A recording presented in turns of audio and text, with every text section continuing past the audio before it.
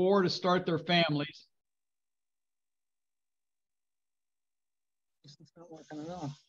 And Ford Motor Company went from 160,000 cars made in 1942 to nearly 700,000 cars in 1952, and that would more than double by 1960. So you can imagine how the United States was growing rapidly in the 50s. Here in Decatur, we were very much a war production town in World War II, and all of that energy shifted by the early 50s. Dr. Huss will tell us about the schools on the east side and the foundries and the factories on the east side. Pat Riley will tell us about the railroads of the east side. And I will talk about the restaurants, bars, grocery stores, and other businesses of the east side. If you drive through the neighborhoods of the east side, you can well imagine back in the early 50s, some 70 years ago, what it looked like. The houses may seem small and aged today, but 70 years ago, they were recently built, considered nice and a good place to raise a family. In 1952, you could build a two-bedroom home with $1,000 down and under $1,000 a month. That was the key to those neighborhoods because Decatur was not flooded with passenger cars 70 years ago. It was very rare for a family to have more than one car, and many folks could get by walking and without a car. City buses were an important mode of transportation, and the streets that we today take for granted as 4 lanes were, many of them were only 2 lanes back in 1952, including 22nd Street, Lakeshore Drive, and South Main Street. The city council received an engineering study in 1952 about widening the streets because the city expected to grow from 66,000 to over 90,000 by 1972. East El Dorado was only then doing away with street parking due to the increased traffic. And in 1952, Decatur would be visited not only by President Harry Truman, but also by both presidential candidates. In 1952, Decatur was a town of small businesses. According to the city directory, we had 27 dressmakers, 21 men's clothing stores, 13 cabinet shops, 23 coal companies, 10 theaters, 7 pool halls, 4 bowling alleys, 6 piano tuners, and 15 private music teachers. In 1952, you could buy a lot of different types of new cars. There was Tallman Cadillac and Highfield Buick and Kilbourne's. And Kilbourne's not only had a car dealership, but also an implement dealership on Wood Street. But the new car dealers were pretty much located east of downtown, with Burns Chevrolet being on East El Dorado, Recton Hupp Ford and Hazelrig DeSoto Plymouth on East Prairie, Tenney Pontiac and Cooper Oldsmobile on Broadway, and Wonderland Studebaker on East Main Street. Some of us remember a business located on East Wood Street known as Standard Hatchery. It was owned by Ralph Coburn and run by Roy Austin. The business was started in the 20s, purchased by Coburn in 48, and he closed in the 70s. In 1952, there was about 7 million chicks produced annually at the 7 hatcheries in Macon County. Farmers and just people who had chickens or wanted eggs could go to a hatchery or an egg farm, and you would have chickens or fresh eggs. The Decatur Bottling Company at 604 East Cantrell, which was the former site of a brewery here in Decatur. There was an attempt to open a lumber yard next door to the bottling company in the 50s, but zoning was denied. And any discussion of the East End from the 50s should also include the Rogers Theater on East Wood Street, the 2 drive-in theaters that we had, and there was also an announcement of a 3rd drive-in that was coming on the east side near Fans Field, but it never did materialize. In the early 50s, Decatur had 3 potato chip plants. There was Kelly's, Crane, and Perfect, 2 on the east side, but by the year 2000, all 3 were gone. In the early 50s, Decatur was also known for its meat processing. We all know of Heinkel's, which opened as a butcher shop on East El Dorado in the 1890s. and still exists on 22nd Street. But there was also Eastern Packing, which started in the 20s and existed for 50 years.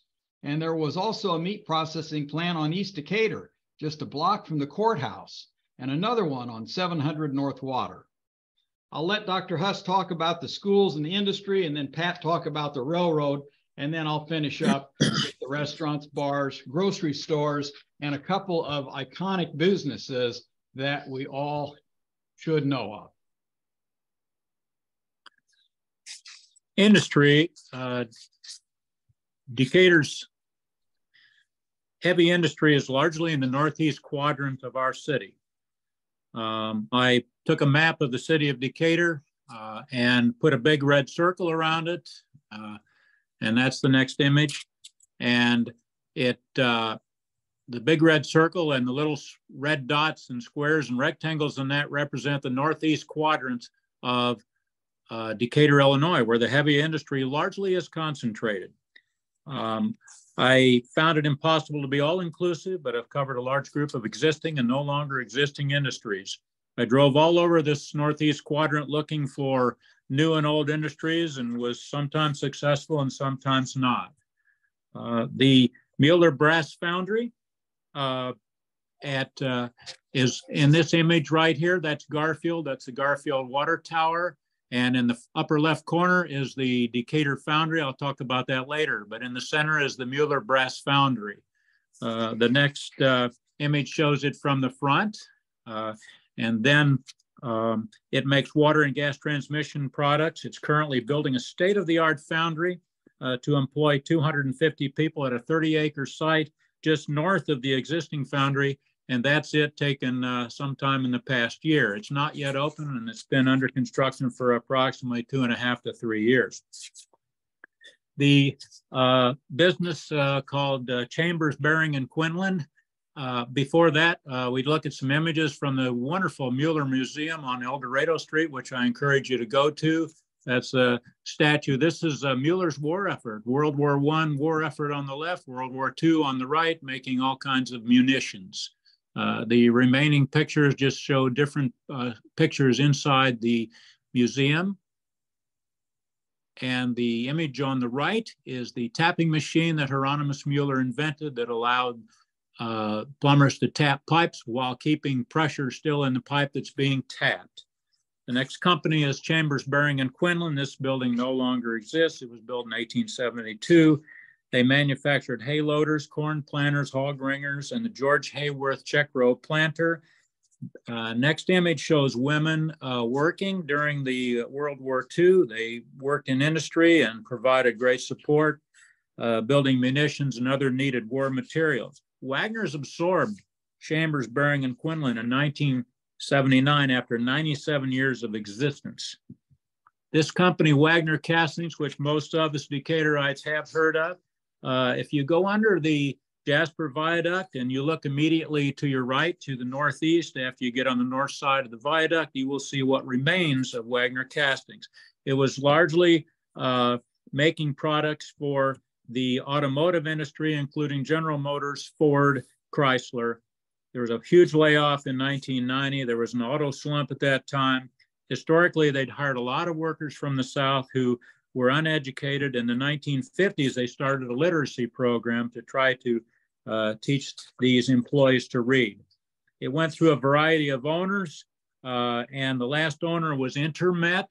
This picture shows a swatch of yellow on the left corner, which is where the existing Wagner's is now and was. The red roof buildings are Speed Lube as you go down East El Dorado Street. Intermet owned the company and ran the company from 97 to 2005, and then there was bankruptcy in 2005 and closure. The images here show what's left, and the next image shows a closer up of that. The existing buildings for Intermet are on the right, and the raised buildings, or where they were, is on the left of the image. And although it says Decatur Foundry in this article, it leads off with Intermet. So Intermet really is the successor to Wagner's. And next image shows the remaining buildings that are still standing on Jasper. One more image there. Okay, this one is the Decatur Foundry, which is at 1745 North Illinois Street. It is an existing company, and it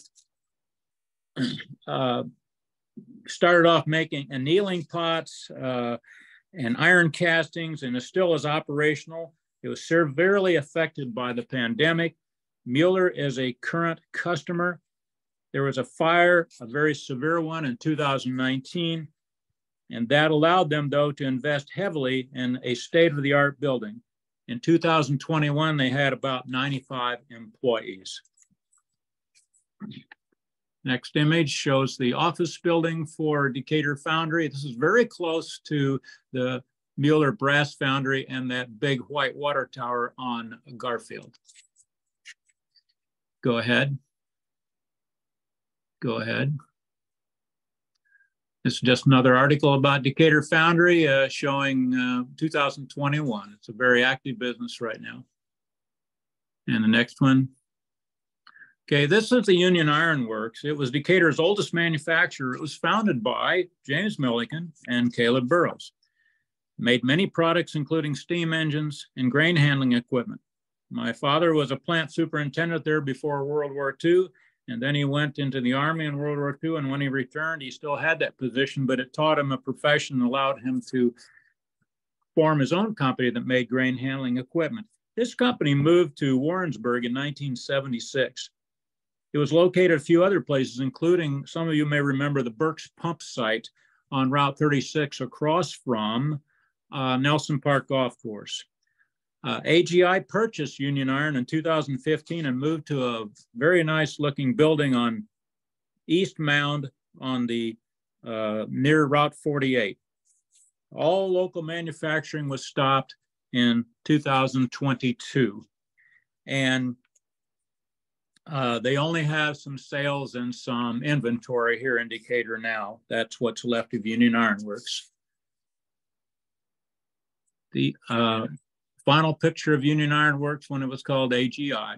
And this is just a picture of Staley, which we'll look at later. Next company is Mississippi Valley Structural Steel. And it started as the Decatur Bridge Company in 1903. There's a 1960 article there on the left-hand side about the company. They designed and they fabricated trusses and frameworks and other custom items. They had a design team, and if you needed some special steel trusses, they were close to the tracks. All their materials could come in, heavy material could come in via train. This location is in this picture. If you can see where I circled in red, it's not too evident from my small image here.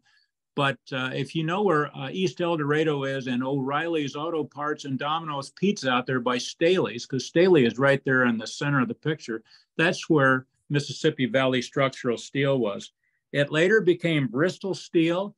That's Mr. Carl Dick, and some of you may have remembered or known his family.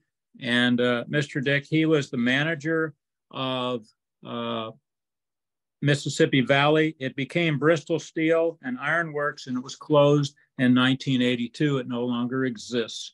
This company called Leader Iron Works was originally across from Millikan University before Millikan was developed, and they made brick making machines. But then they moved to North Jasper in 1904 so they could be near the tracks, and they changed products, and they started making tanks, which are in the next image, and bulk storage equipment. A.W. Cash Valve. Mr. A.W. Cash, the founder, was a manufacturer of valves. He actually did consulting work for Mueller's in his early years, and he made automatic pressure controls and relief valves and flow controls. They made high pressure valves for missiles. It was owned in later years by Dean and Bill Madden and was sold in 1991. This is located very close to the Harry Applebaum store, where that used to be on East El Dorado Street. You go over the tracks on Martin Luther King and you look immediately to your right, and that's about where it was. The next image represents a current tear down of the Walrus Manufacturing Company, which was across the street from the A.W. Cash Valve. And this building was starting to show signs of movement and deterioration on its north side. And about 2 or 3 years ago, it was condemned. It has been in the hands of the Balog family. They immediately closed the street there and started a partial tear down. And as we speak, it is being torn down in the image to the right, and probably they're going to complete that raising process this year. The next company is the, oh, by the way, the Walrus Manufacturing Company built and installed equipment for soda fountains, and that was owned by the Gray family. Now, everybody knows bulldozers and yellow equipment. Caterpillar, one of Decatur's largest employers, the Decatur facility started in 1954. The Decatur plant currently makes that structure, the scraper, and it makes wheel loaders, it makes mining trucks, and it also makes the largest road grader in the series of road graders that they make. And these are just some articles from our paper telling about the plant and its success. The 2023 report on profits showed the first quarter report of sales and profits is quite strong. This is a photo I took in the last couple of years showing the plant, and it's fairly broad. You can see the ADM rail yard immediately on the left, and you see the oval, which is the test track, which is in the next image. That's the test track. If you are looking at a larger image, you can see mining trucks and scrapers in the center of that test track. The next company is General Electric, which was there from 1947 to 1975. The next article reveals their marketing hype, which was that they make, that General Electric makes Decatur the phonograph capital of the world. And there's television manufacturing there. There were phonographs, stereo units. But by 1974, sales were down by 24%. And phonographs were giving way to stereo modules and portable tape players. This building was on 2200 North 22nd Street, kind of out by where one of the drive-in theaters was, where the bowling alley was. This is ADM West, ADM being a global leader in human and animal nutrition. It relocated from Minneapolis to Decatur in 1969. Headquarters have been in Chicago for the administrative side of it since 2014. It employs nearly 5,000 people. That's the east plant of ADM in the center of that picture. And this is a picture of Saltic and the Saltic Company. And you might go ahead and show me the next. Saltic was a scrap metal dealer. Okay, there's Stalius. I'm going to talk about Saltic in a minute. Now that picture, hold that. And Staley Company, nothing much to be said there. They have a fabulous museum on College Circle, which is well worth your visit. One of the largest processors of corn in the United States, second only to ADM, starches and sweeteners, became Tate & Lyle, then Tate & Lyle Primient. Is known, of course, for George Halas and the Staley Bears and the Staley bouncing balls, and a wonderful museum. The next facility is one I was very intrigued by, and I could not find for sure on 800 East Kenwood any structure that might have been part of the original company. It's called the Houday is the way you pronounce it, Houday Macon Arms Plant. And it was also called the Houday Hershey Plant. It was one of 10 sites in the United States selected to perform research to build the atomic bomb. I've often heard about that, but further research reveals that Houday Hershey was a Chicago auto parts manufacturer, and they built this plant in Decatur during World War II. The plant workers were deceived and believed they were doing research to build radiators and design new radiators, but they actually were working on nickel plating the inside of pipes, which was necessary for a diffusion of gas to convert or to extract uranium-235 from uranium-238 to concentrate it. And I don't know if there's anything left there or not. So next image, please. And you can go ahead with the next one. We could have been an auto manufacturing center with number one, the Mueller-Benz, and that whole project failed after Hieronymus Mueller died in a tragic fire. But then we had the Comet Auto Plant and the Pan American Auto Plant. They were both established in 1917, and by 1922, they were both closed. They had a hard time competing with Henry Ford. They maxed out at 3,400 cars over those 5 years, combined production by the two companies. Ford was producing 4,500 cars every 2 days at that time. There's the Comet plant, a schematic of it. And the bottom picture actually shows a train with flat cars with crates on them holding Comet cars being shipped out. One Pan American car has been found reportedly in Australia, but there have not been any Comets known to still exist. That would be a find. And I have a few more companies without much in the way of picture. Do you have that High Flyer Kite Company picture? Okay. Keep going. Keep going. There should be a Mervis picture too of the scrap metal company. Well, anyway, High Flyer Kite Company was founded by Harvey Sellers in 1921 and was sold to Damon Corporation in 1971, one of the largest kite manufacturers in the United States. Balsa airplanes also. The brand name may still exist, owned by other companies. It ultimately did go out to the Denver area. There was the Swain and Myers Company. I think it would be at the very end of everything if you could find, there, stop, go back. There. No, that's not it. I was looking for the Mervis scrap metal yard out along the Staley Viaduct. So Swain and Myers was a food service equipment and fixture company. They had 3 buildings in Decatur, and they eventually moved to Lincoln, Illinois, and became Myers Industries, and then left that city. I'll go along with Saltick scrap metal business, founded by Saltick. That's another Staley picture, but it's not in that. It was supposed to be in that. Supposed to be in that whole grouping at the very end. Keep going. All right, I got to move on. Saltick was founded by Saltick himself, who emigrated from Nazi Germany in 1937. There were several family members of his that were killed by the Nazis, concentration camps.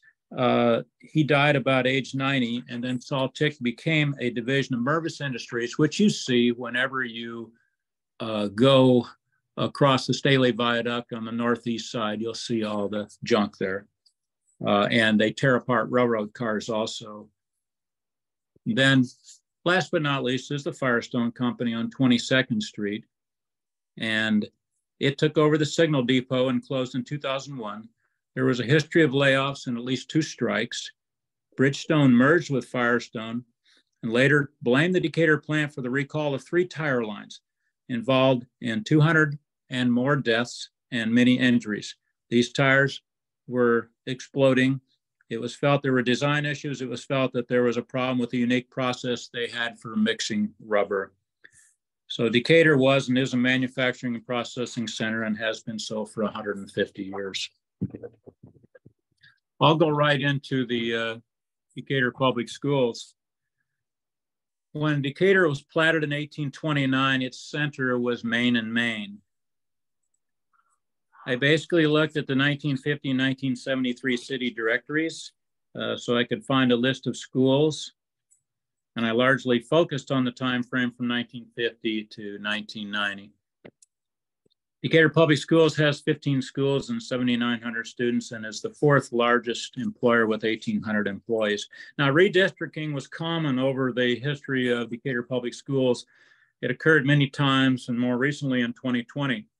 There were population surges, there was desegregation, and there have been attempts to follow natural landmarks now in redistricting and try to recreate neighborhood schools. This building is the Warren School, which is at Warren and East Wagner. It was closed in 1968. Harris School, in the next image, was built to replace it, but was immediately filled, so Warren could not be closed when they wanted to close it. Durfee School was built in 1890. Mr. Durfee was a leader in education in Decatur. The next image shows a recent photo of Durfee on East Grand. And it has, at least there's signage on the left side that says that it is now a Baptist church. You have Roach School. Roach School at 1932 East William. Some of our local people that you may know who were educated there include Larry Foster, Pat McDaniel, and Steve Bean. And the next image shows an aerial. Next image. About 2010 of Staley's. It's a winter picture, and the very bottom, slightly right of center, is Roach School. Yes, the cursor is on Roach School. So this was very shortly before it was raised. Now, Grant School says Grand in the image, but it's Grant after Ulysses S. Grant. It was built in 1951. There was an original Grant School built in the 20s. And it closed in 82. It closed along with the following schools: Roach, Lincoln, Oglesby, and Lakeview. So at least five schools closed in 1982. The next school is Oglesby, which was just immediately east of Decatur Memorial Hospital. No longer exists. If it were there, it would be in the center of their east parking lot. And it was named after Richard Oglesby. There is an image of it in an old picture of Decatur and Macon County Hospital, and it's the far right-hand side, with Decatur and Macon County Hospital being the focus of the picture. Pew School was unique. It was an architecturally interesting structure. It had these tubular fire escapes, which I'm sure were filthy when they went down. I saw one thing where when the kids would go down these for practice, the first kids that went down had to sit on pieces of burlap or carpet so they would sort of clean the dust off the inside of the tubes, the fire escape tubes. This was at 1255 North Monroe, at Monroe and Grand, right next to Roosevelt Junior High School. It was named after a local citizen, Isaac Pugh, who was a brigadier general in the Civil War. The next image, please. That's Lincoln School. And Lincoln, of course, named after Abraham Lincoln.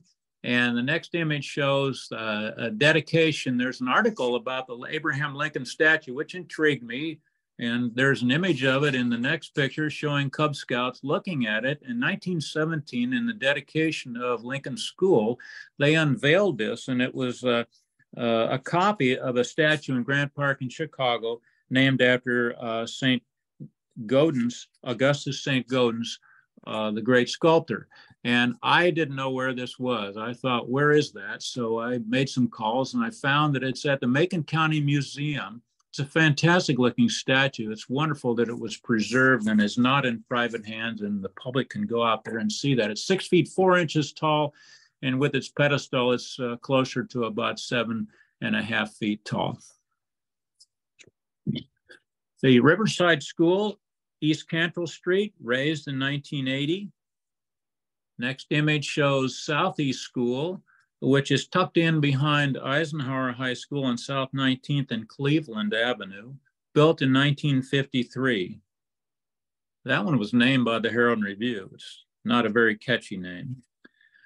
Washington School, now gone, razed. It was on the property of Johns Hill. at the very top, very west side of that property. It was raised just a couple of years ago. It's on a property bought from the Johns estate.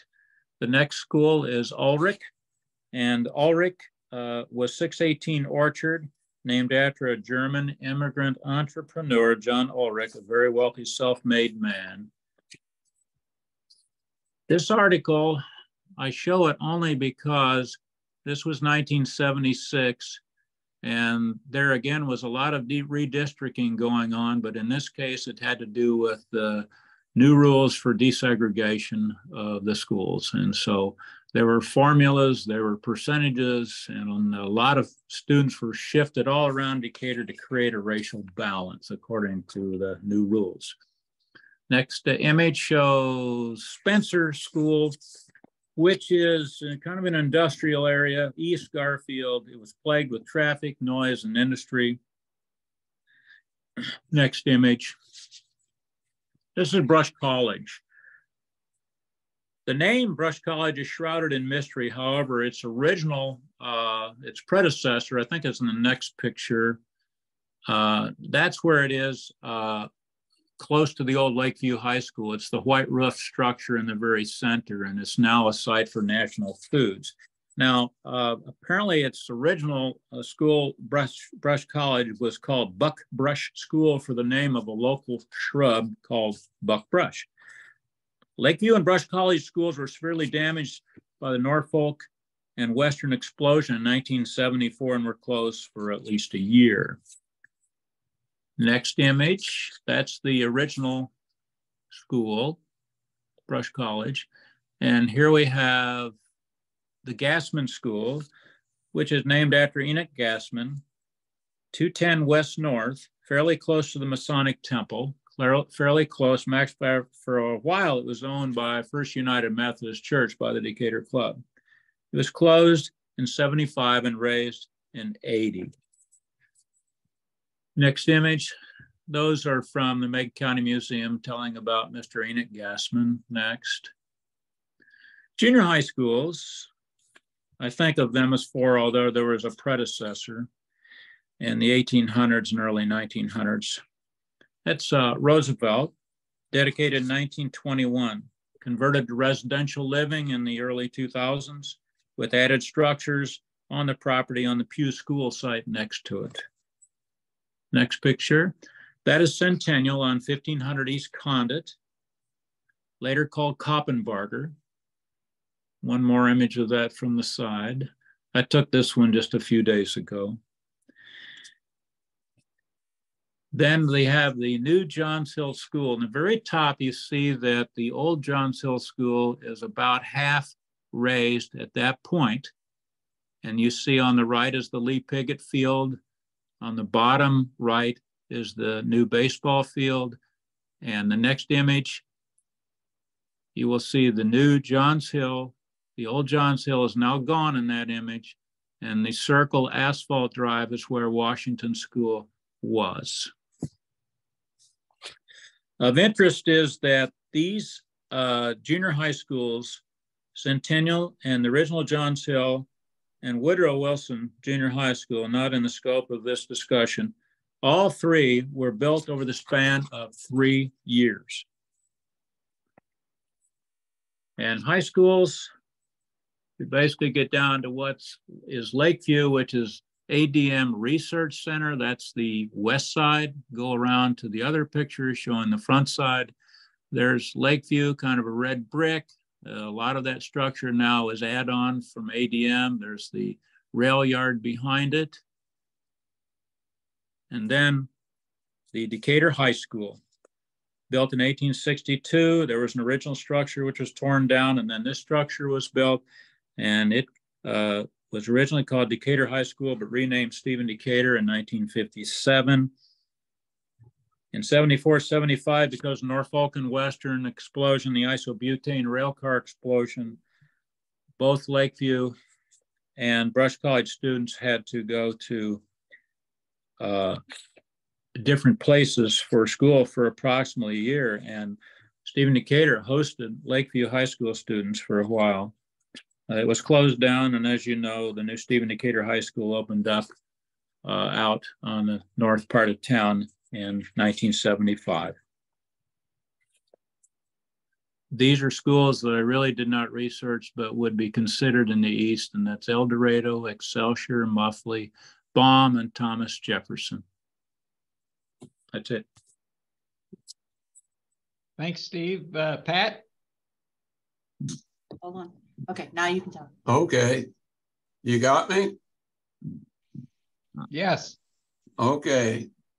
Well, that's this picture here is an early Wabash picture. I didn't know we were going to have early ones, but anyway, I believe that one was taken over by Atwood.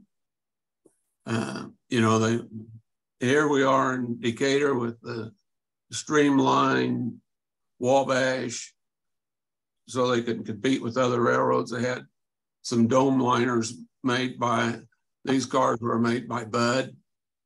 And they are what they call lightweight passenger cars. They have, this is when they were first inaugural run of the, I don't know if that's the Banner Blue or I think that's actually the Cannonball. That, and some of the cars are a little bit different because the second one was added. They bought that one later, and I think it was a different manufacturer of that particular car. And this is like 1954 or 5, I believe. And you notice everybody, the men are all dressed with hats and suits. We don't see that today. And these passenger trains come through Decatur. And then later on, we had some distinguished people that come here by coach to campaign. So this is the Wabash shops. These shops were originally designed for steam locomotives, but they work very well for also diesel locomotives. You can see that crane where they could lift the whole body off the car, what they call the car body, off the engines, so they could work on the motors and also on the diesel locomotive part of it and the generators. These older diesels had generators in them. Today they have alternators in them, and they're huge. So we can go on to the next one. This is an early shot of, this has got the older cars with this. So this is a Banner Blue.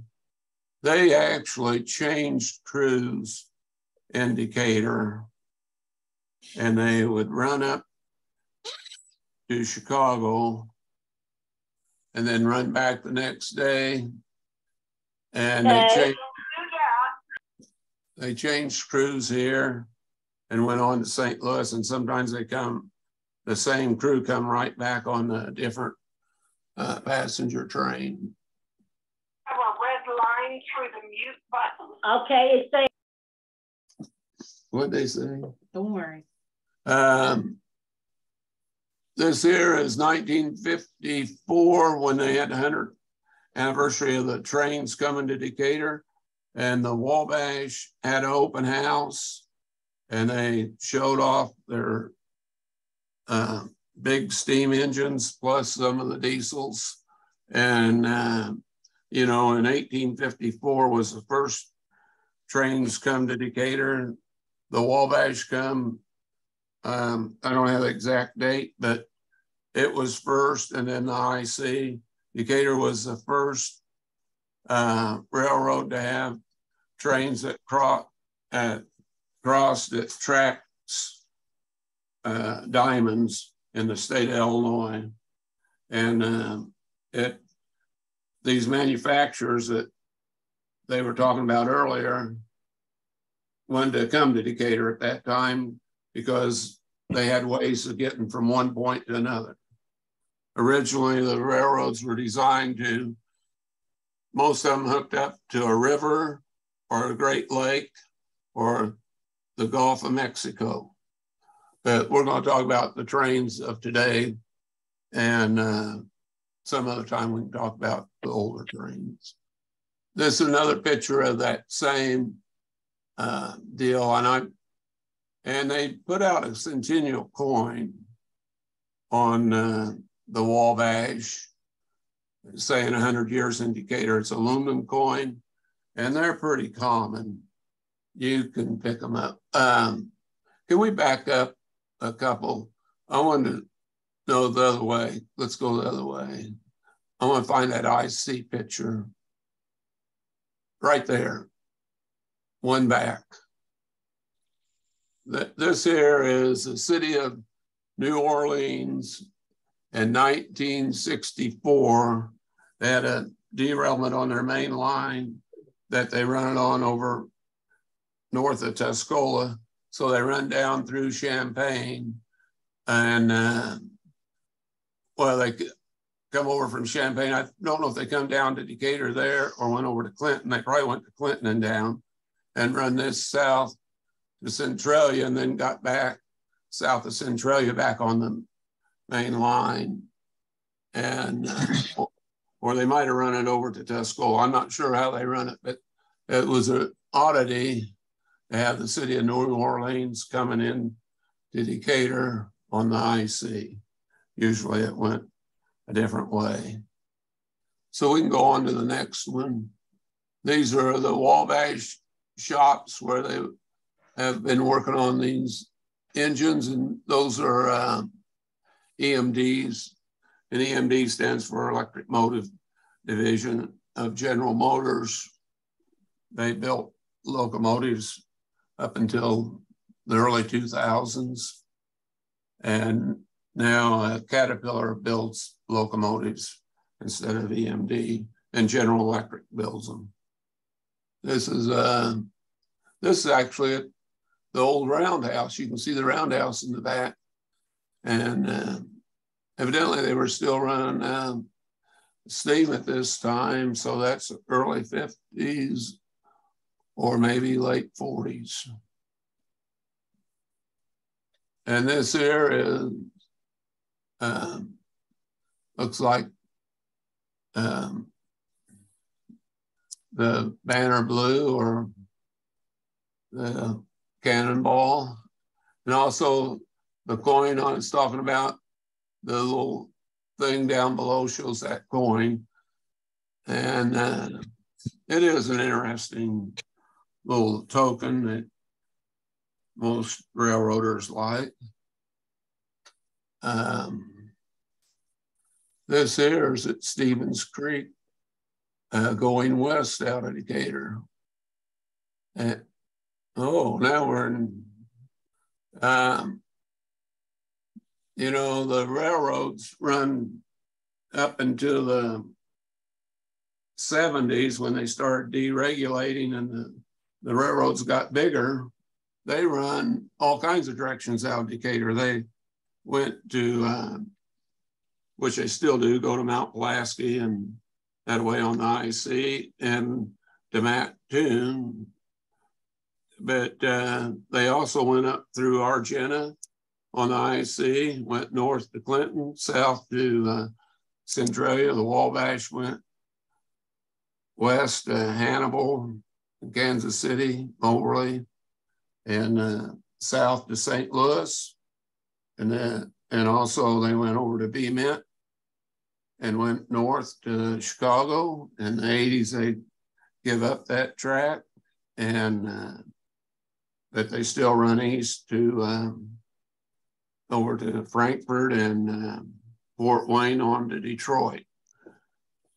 The B&O come in the 50s. Well, in the 20s, they took over part of the track, the Indianapolis line, and the B&O come into Decatur, and then went on south on the Wabash a little bit to a little south of Booty, and went across over to Rochester and back up to Springfield. And the Pennsylvania come in at Lake City or Hervey City into Decatur on the IC, and then went north on the IC and got off up around Monroe and went to over to Peoria. So we had in the Illinois terminal by the late 50s was running on the Wabash into Decatur, and then they run on the IC up to Champaign. But before that, they were electrified railroad, and they had trolleys and stuff, but they also run freight. They did a lot of switching, and they were one of the major switchers for ADM and some of the others. And then the NS took them over, or well, the NW took them over, and then the NS took both of them over in 1984. The Pennsylvania became the Conrail 1969, and they give up this trackage in the middle 70s, and it was the one line that went over towards Lovington and stuff became Wabash Valley, and it was sold off to the Prairie Central, and eventually it was abandoned. That trackage has been pulled up. So we had several different ways to go into Decatur, and you could, all of them had passenger trains up to the 30s and then the 40s. Some of them give it up in the 40s, and some of them, I think the B&O run up to the 50s. They were serviced at the Wabash Depot, and the Pennsylvania and the IC were at the IC Depot for passenger, and the Illinois Terminal had their own on Van Dyke Street. And I don't know, do we have any other pictures of the railroads? Well, I was hoping we had a picture of Eisenhower or Stevenson. They both came here in 52 to campaign for the railroads.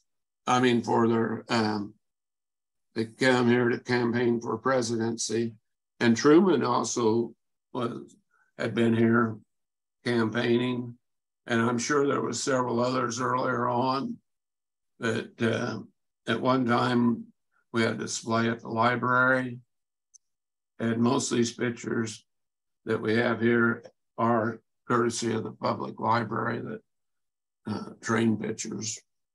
So I'd like to thank the history room for letting us use those.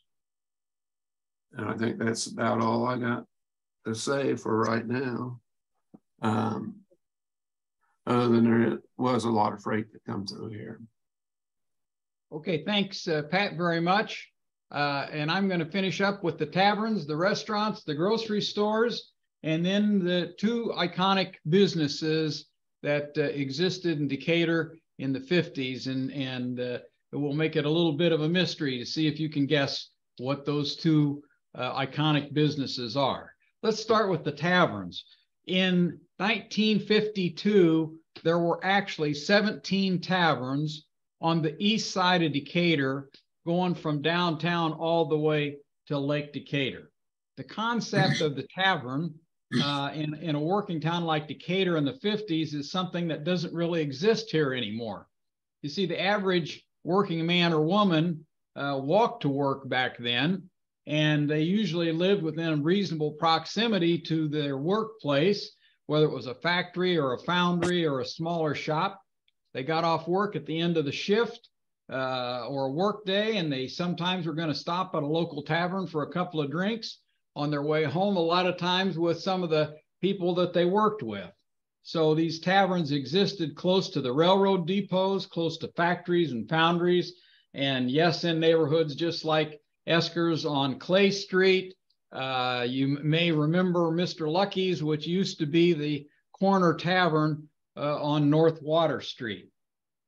My family had Harry's Place at 654 East El Dorado until the late 40s, and then Dad and his mom opened the Garfield Tap, which was on just off of Garfield Street, and the building is still standing there if you look off to the side there of the viaduct.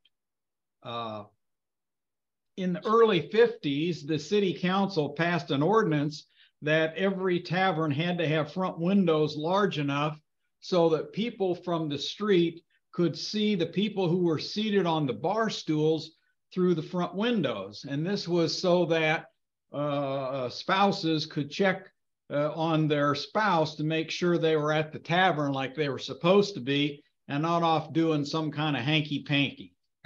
But the grocery stores is something also interesting about Decatur. By the way, you'll see some references made to burglaries. The taverns, because they were always carried a fair amount of cash, they were the subject of a lot of burglaries. So there was a lot of burglaries going on. And you see here at Jim's on East William Street, they just went ahead and took the whole safe with the money in it. So that was the biggest heist that took place back there in the 50s. Let me go on and move to the restaurants next, and then I'll finish up with the grocery stores. In the early 50s, there was 32 restaurants on the east side of Decatur. Their fancier places were Stevie's Latin Village, which is across from the Wabash Depot, the Fanfare, which later became Nally's on Woodford, a couple of blocks from Fan's Field, Ben's Barn on El Dorado Street. Downtown had its share of places. There was 18 places to eat in downtown Decatur back in 1952. Blondie Belle's had 2 locations, Grider's Cafe at 161 East Main Street and the Illinois Cafe where my mom waited tables. I wish we had a picture of her waiting tables, but we don't. At 153 East El Dorado. There was also the Commodore Cafe at 107 East Main Street and the Hinton Cafe at 221 East Main, the Wayside Inn by Decatur High, Snappy Service, the Standard Luncheonette, the Surrey, the White Peak Sandwich Shop, the Wooden Shoe Inn, the Roma, the Kresge Lunch Counter, Woolworths, and not to forget the Chinese Tea Garden. So not far away was the Made Right Sandwich Shop and Mac's Sandwich Shop on South Franklin. Well known is, of course, the Steak and Shake, one downtown, one on East El Dorado, Perry's Drive-In across from the Shore Restaurant out 22nd and Cantrell, the Jack Robinson System at 615 East Wood Street. There were other places, DeMar's Grill, which was on Merchant Street, and Walgreens Grill, which was located on North Water Street. There used to be a big Walgreens drugstore right downtown. Of course, we have to remember about Swartz's Restaurant on 22nd Street. Swartz's Restaurant actually operated 2 cafeterias inside the Staley's plant. Swartz's Restaurant opened in 1934. There was the Dog and Suds on North Main Street, on East William Street. There was Fisher's Snack Shop on East William Street. The Texaco Tower was out on what then was known as Township Line Road, and we know that as Pershing Road today, and of course Grove's Restaurant. There was the Hollywood Grill on East El Dorado, and there was the Hotel Orlando, which actually had 2 restaurants there. I'm going to move on to the grocery stores. In 1952, the 3 oldest grocery stores in Decatur were George Mokel's at 1602 North Broadway, the Hill Grocery on Calhoun, and the Hopkins Grocery at 1267 North Calhoun, which had been opened in 1909. These stores were not the self-service that we know today, and these stores were so old that they walked up to the counter, told the grocer what you wanted, and the grocer pulled the things down off the shelf and put it in a bag for you. In 1952, grocery stores were a different thing than what we think of today. There were the bigger stores like A&P, Eisner's, and Tolly's. Tolly's had 3 stores, and at one point, I think Tolly's actually had 4 stores in Decatur. Eisner's had a store, had multiple stores. They had a store which was a smaller store at the corner of Cantrell and Jasper. The building is still there. And they wanted to build a new and bigger store at the corner of 16th and Cantrell. There was opposition to that because, first of all, there was the Cantrell Woods. There was a woods where all the neighborhood kids would play. And secondly, there was a grocer named Paul Harmon who had a small store across the street. And the feeling was that if Eisner's was allowed to open their store, a big store, that Paul Harmon would be put out of business. So the city council twice rejected it. Finally, on the 3rd try, the city council rezoned it and allowed them to build the store. There were smaller neighborhood stores that many people walked to, like Harmon's on Cantrell, Buckmaster's on Grand Street, Howard's Market downtown. There was Vilmer's at 22nd Street and Wood. There was Lowry's on East Geddes, Green's Grocery at 20th Street, Carter's on South Jasper. Many of you may remember the Tolly's East in the Pines Shopping Center near Staley's, which was built in 1953. I should note that when immigrants came to Decatur, in particular, some of the Greek families that came to Decatur, quite often they were opening up smaller grocery stores, taverns, restaurants, things of that nature. And not only that, but also people from Eastern Europe. So we think of the East Side Market. We think of Draco's Market, which was on North Monroe. We think of some of the Eastern European families that came to Decatur, the Bursteins and the Greenbergs that opened up Ben's Barn, the Melnicks that opened up Super Liquor. Paul Wax, he was an immigrant from Chicago. I guess we call Chicago another country, and opened up the Corner Tavern. Sewell Sussler had the tailor shop on North Water. And that brings me to the 2 iconic businesses. And I wonder if you figured it out by now. One of them lasted over 80 years, and the other one lasted over 120 years.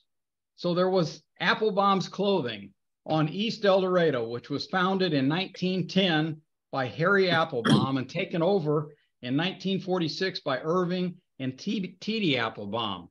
The family owned it until 1978. And then it was sold and it was continued to be operated, but it was a landmark in Decatur. It was located at the corner of MLK and El Dorado. They were very proud of the fact that they had air conditioning, I noticed in all of their ads. The other was Michael's Tobacco Shop on North Water Street. Michael's was opened prior to the Civil War. It was opened in 1858, and it was only closed in 1980 because the building was being torn down. First National Bank was building a new bank, and they used that particular location for their parking lot. Ulysses Michael died in 1951. He was the last of 4 brothers who had taken over the business after it was founded by their father, Joseph Michael, who had come to America in 1946 from Austria. And they actually made cigars in the tobacco store. I think they might have made them upstairs, perhaps at one point. In any event, some of you may remember that there were Indians situated in front, an Indian statue in front of the cigar store. And according to some of the articles that I read in the newspaper, there were at least 2 different Indians that were positioned in front of Michael's. One was made of wood, and then later on they got a cast iron one, and the cast iron one stood there for a great many years. I think perhaps one or both of these Indians are still within Decatur. I'm not quite sure if they're out there at the county museum or not. But those were the two iconic businesses in my thought. And I want to say I appreciate Steve Huss for everything you did, and Pat Riley for everything that you did. There were some other contributors that we had, and we'll note them. Dan Hardy, Jason Buttrick, thank you both. Paul Chiligaris, thank you. We're just about out of time, but I wonder if anybody has any questions for any of the presenters, any comments? Jeff Pritz here. Yeah, I have a question. During the Pat's presentation, it showed with the picture of the two aluminum coins, there was looked like two train bridges, one passing over the other over a stream. And I was trying to figure out where that was. Can anybody help me? It's Stevens Creek. That's Stevens Creek? Yeah. And there were two trains that went over it in different directions? No. I didn't think that one had, if it was two of them, it was St. Louis Bridge. That's what it kind of looked like St. Louis Bridge to me. I think that one is concrete. right there is St. Louis Bridge over Route 48. Oh, that's Route 48, isn't it? Yeah. Yeah. Okay, my mistake. Yeah, I'm familiar with Yeah, that. but it is the St. Louis Bridge. That is right. That's a good picture. Yeah, that is a very good picture. Thank you, Pat. And those coins, that coin, you can get those like on eBay or different places. They probably have them in local shops too. That was what they give out at that when they had that open house at the Wabash. They must have made thousands of them. They probably give them out to all their employees. You know, they had a lot of employees at that time because they still had some steam and stuff, and they hired a lot of employees that worked in the shops. I have a question for Gary. I didn't know that there were a bunch of Greek immigrants that came to Decatur. Was there a particular reason they chose Decatur? You know, that's an interesting question, and I don't really know the answer of it, but it just seems like there's always been a big Greek presence in Decatur. The Chiligaris family, I think the first liquor license that was obtained after Prohibition was the Lincoln Lounge, which was operated by the Greek family, the Chiligaris family. So I can't really answer the question why, but you know, we've always had a considerable Greek community in Decatur.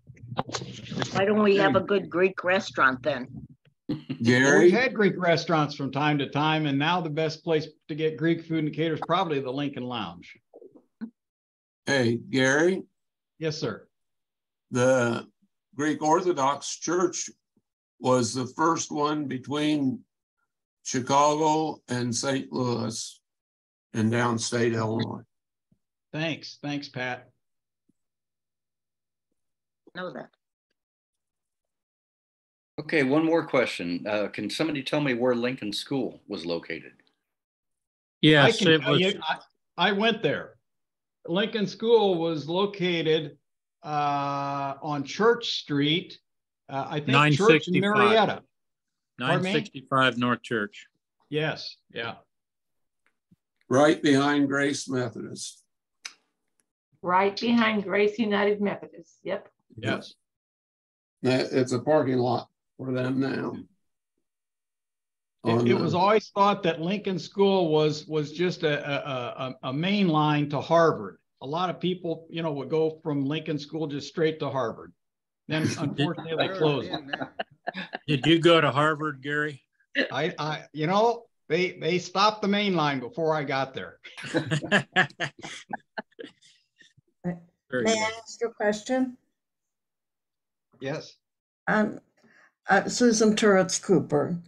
Why is Woodrow Wilson Junior High School being demolished? Could it not have been restored and repurposed? And also, why was our beautiful Carnegie Library demolished?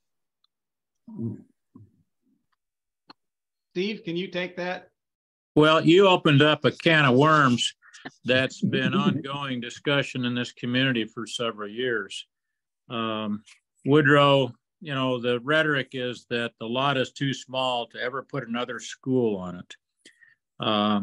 And then also consultants, of course, have said that the cost would be prohibitive. And then there was the asbestos abatement that had to be done. And then I think it's a losing battle over costs. But if you look at the cost right now for taking it down and what the school district's going to have to put into the raising of it, that's a lot of money too. So I don't have an answer for you on either of those. It's just these questions. It's like you'll see letters to the editor asking your questions, and then you'll see the results of city council meetings reporting that there's no way they can do this. So it's a lost cause, as you can see. If you drive by it now, I mean, it's too far gone now. They're raising it. Yeah, they gotta have the windows out. Yeah.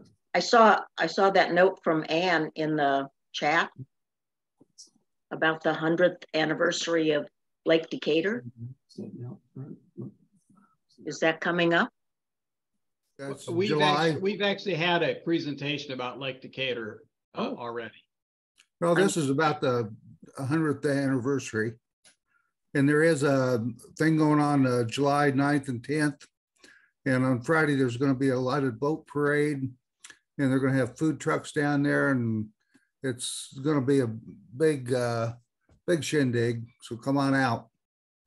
And also of note in the news today was that the Staley Foundation has donated the money. That's the budget. I think it was over 175,000 or so, 180, something like that. Yeah. Yeah, because the lake was put in pretty much for Staley's factory back 100 years ago. Yeah, look for the Facebook page. They've been updating it with different historical things that went on with the lake. And my grandfather was involved in the building of Lake Decatur also. And he put on the play. It was a 4-day play pageant that he wrote for the 1923 celebration. Does anybody still have that script? Yeah, there's a booklet out there that I put online a while back, but I don't know if I can find it anymore. What's the name of the Facebook page? So just Lake Decatur 100. There's 2 different pages. One of them's 100th anniversary of Lake Decatur. You can just search for it and it'll pop up. It's going to be held in July.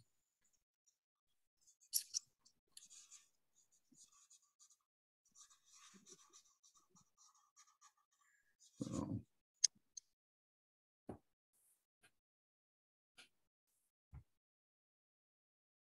Okay, unless there's any other questions, thank you so much to everyone. Becky, thank you for allowing us to do it and to help us put this on. Thank you. Thank you to the presenters.